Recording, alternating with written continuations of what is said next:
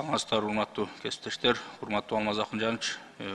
Менин атыма Бишкек шаарынын номер 1 шаардык ооруканасынын башкы дарыгеринен жана эмгек жамаатынан кайрылуу келип түшкөн эле. Кайрылууда шаардык клиникалык оорукананын эндокринология бөлүмүнүн имараты азыркы учурда абалы эскилиги жеткенин белгилешкен. Ошол эле бул имарат 1937-40 жылдары курулган жана акыркы жылдар аралыгында эч кандай капиталдык оңдоо түзөө иштери жүргүзүлбөгөн келет экен да. Имараттын азыркы учурдагы абалы фундаменти чөгүп, чатырынан суу өтүп, дубалдардын жарака кетип, жылуулук тутумунун эскилиги жетип, капиталдык ремонтту талап кылат. Эске салсам, пандемия COVID-19 күчөп турган маалда Бишкектеги номер 1 клиникалык ооруканадан абдан көп жарандарыбыз дарыланган.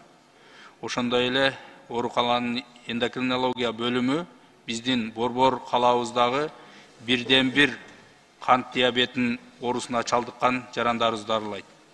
Жалгыз оорукана болуп эсептелинет да.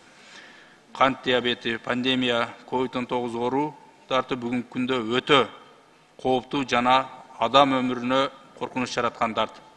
Урматтуу Алмаз Акынжанович, өзүңүз жакшы билесиз, биздин Борбор калаабызда жылдан жылга калкыбыздын саны көбөйүүдө.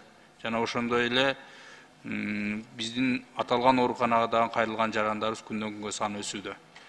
Жогоруда кайрылуу боюнча тез арада тиешелүү министрликтерге тапшырма берсеңиз, алар өздөрүнүн мүмкүнчүлүгүнө карап, жообун кат жүзүндө берсе жакшы болмок.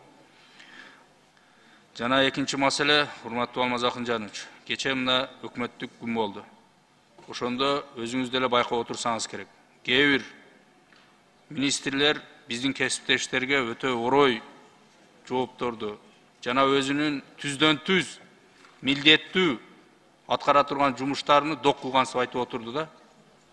Жана ошондой эле биздин заседание бүткөндөн кийин акыл үйрөткөндөрү болду. Алар ал жерге ошол элдин жүгүнү, элдин мүдөөсүн аткарабыз деп барган. Алар милдеттүү ошону аткарганга. А биздин милдет, биз ар бир жараныбыздын, ар бир элибиздин, бизге кайрылган элдин үнүнү ошол министрликке жеткирүү.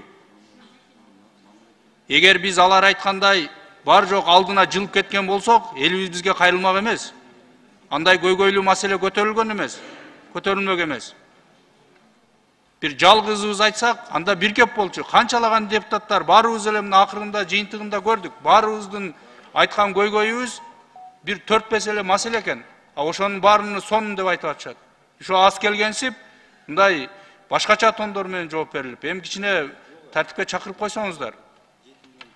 Анда биз бул жерде элдин мүдөөсүн айтпай, анда алардын көзүнүн. Рахмат. Кийинки сөз